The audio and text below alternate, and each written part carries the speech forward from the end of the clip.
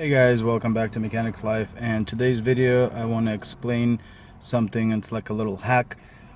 If your car is doing this, if you put it on drive but it still shows neutral but the car's actually in drive, and then you're moving the levers and nothing is happening until you actually go down one, and then now it's in drive mode, and when you put it all the way to 2 you're still on 3, and then everything else is fine afterwards, and then you get neutral, park.